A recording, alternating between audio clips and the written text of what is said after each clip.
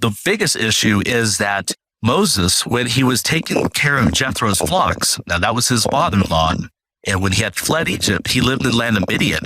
And the land of Midian is in north of Saudi Arabia. There is no archaeological evidence for Midian in the Sinai Peninsula.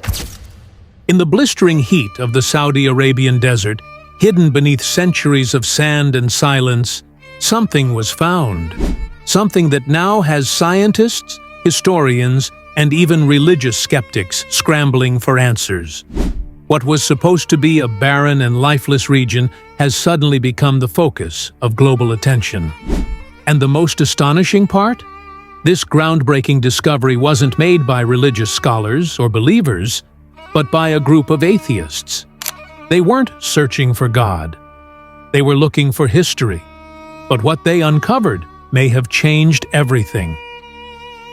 Before we dive deeper into this shocking discovery, take a moment to subscribe to our channel for more captivating documentaries that bridge the gap between science, archaeology, and the Bible.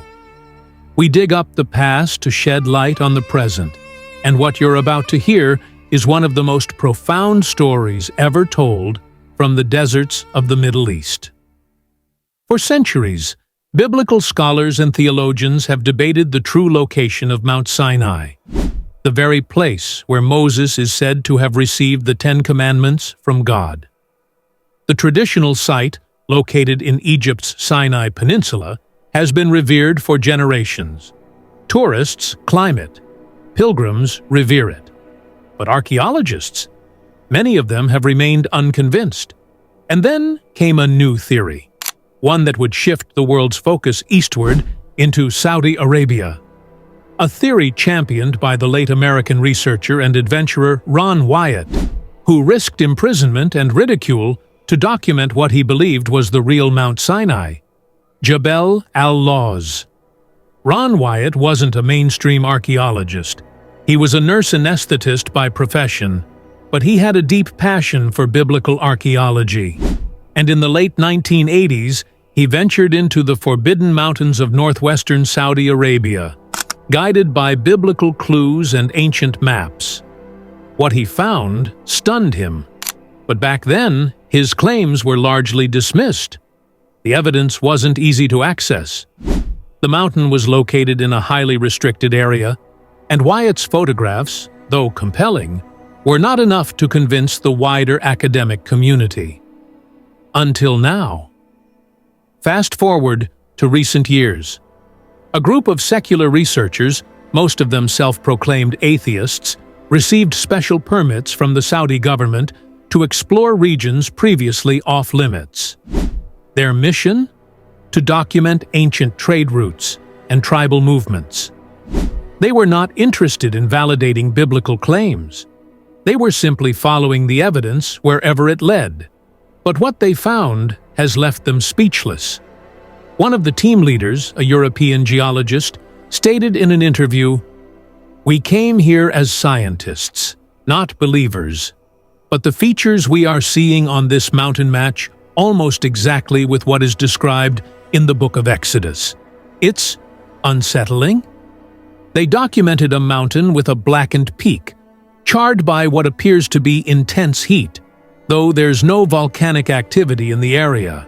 They found a large, split rock with evidence of water erosion in the middle of the desert, eerily matching the biblical account of Moses striking the rock at Horeb, from which water gushed forth. Exodus chapter 17, verse 6. But that's only the beginning. Close to the base of the mountain, the researchers stumbled upon a massive circular structure made of stone. Etched into nearby boulders were depictions of cattle, bulls, to be precise. To the secular team, this appeared to be some kind of ancient cult site. But to those familiar with the Bible, it immediately struck a chord. In Exodus chapter 32, while Moses was on Mount Sinai, the Israelites constructed a golden calf and worshipped it, provoking God's wrath. Could this site be the remains of that infamous event? Ron Wyatt documented this site decades earlier, but it was written off as speculation.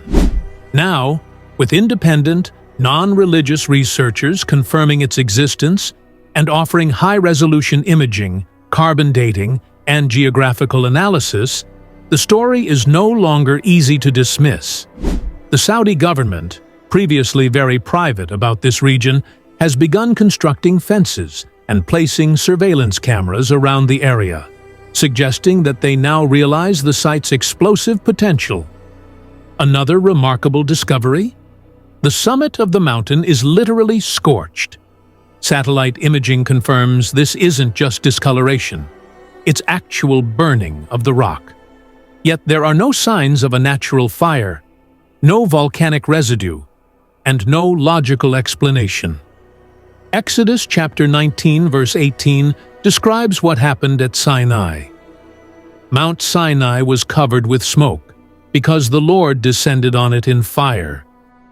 Even more mysterious, the team discovered rows of stone markers forming what appear to be boundaries, possibly the very ones God commanded Moses to set up, warning the people not to approach the holy mountain. Exodus chapter 19 verse 12.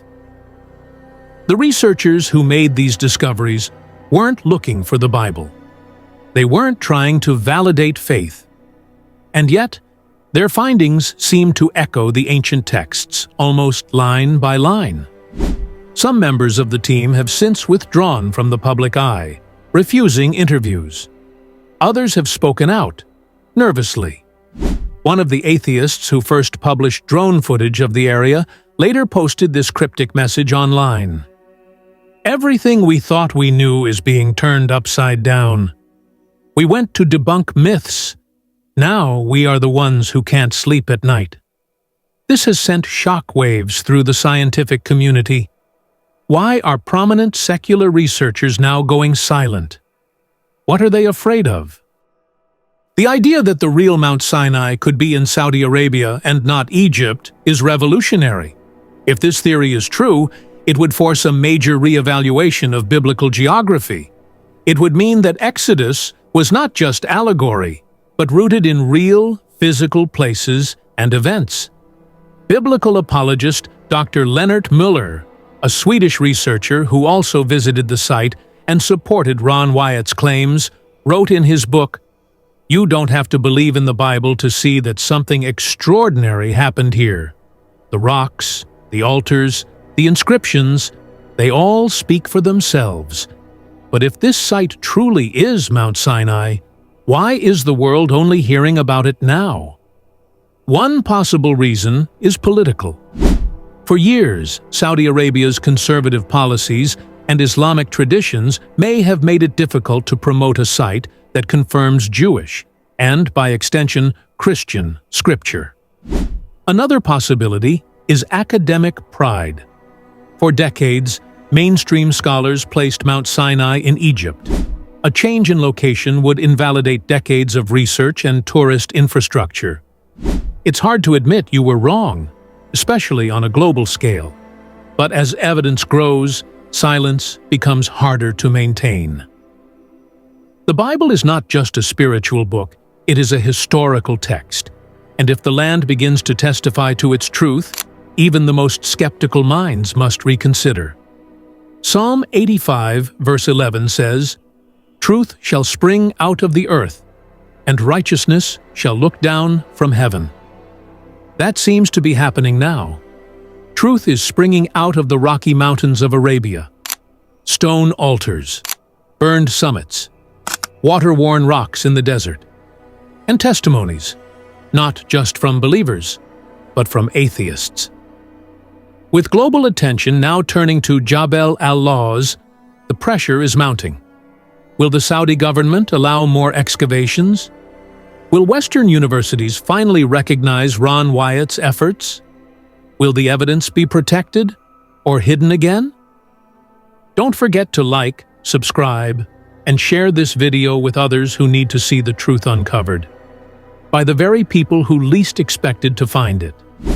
Until next time, keep seeking, keep questioning, and keep your eyes on the horizon.